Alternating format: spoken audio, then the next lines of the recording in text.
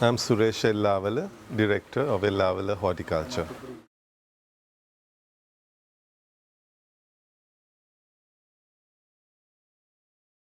Well, first of all, thank you very much for finding the time to be here today. It's been a pleasure to host you here.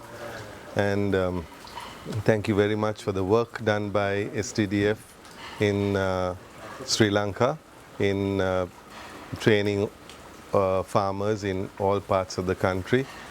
We've been happy to work together with STDF in helping them have field visits to Global Gap certified farm.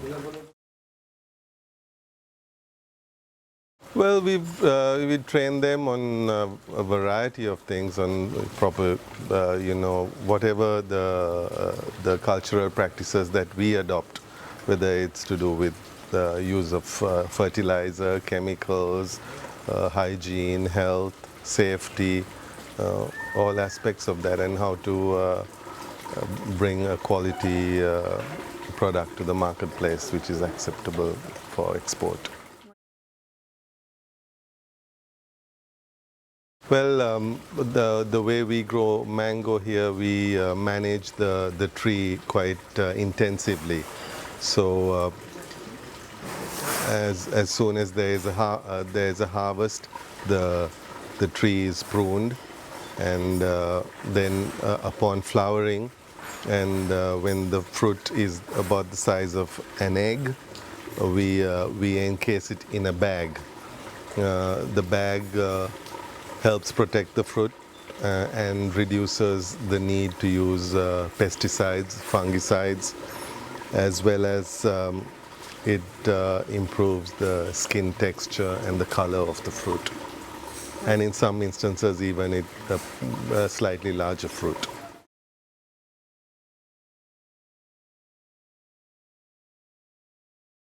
Absolutely, absolutely, because the minimum use of pesticides and fungicides is a requirement of a Global Gap, the Global Gap program, and we have to get our fruit tested for pesticide residue levels every season, and this process has enabled us to have no detection of any chemicals in our fruit in any of the tests that have been conducted.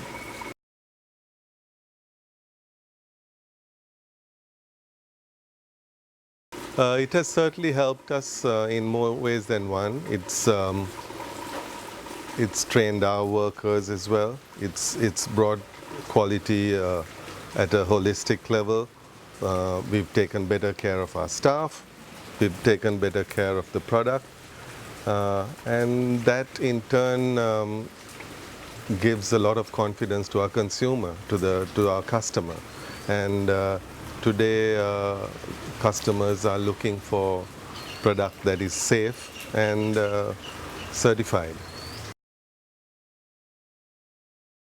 Absolutely. I mean, that's the main thing that I tell my co-workers is that we should develop a fruit that we can take home to our own table and be happy to eat it, and we should know that we've grown the best. And so that is important.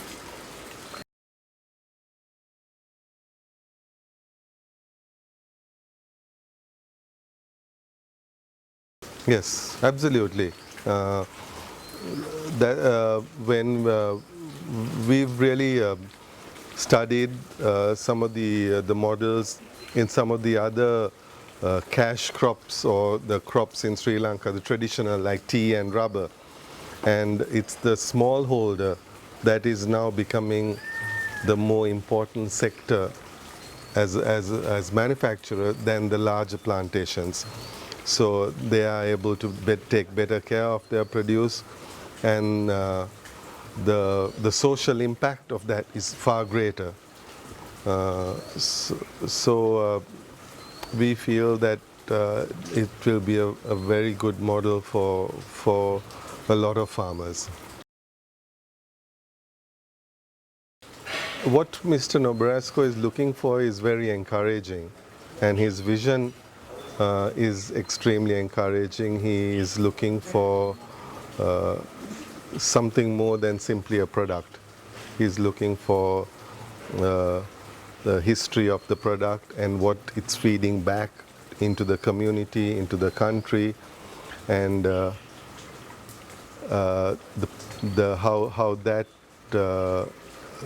and the value that today's consumer in turn is paying to that. So I'm very encouraged by it, and I hope that Mr. Noberasco will work with Sri Lanka and Sri Lanka's farmers.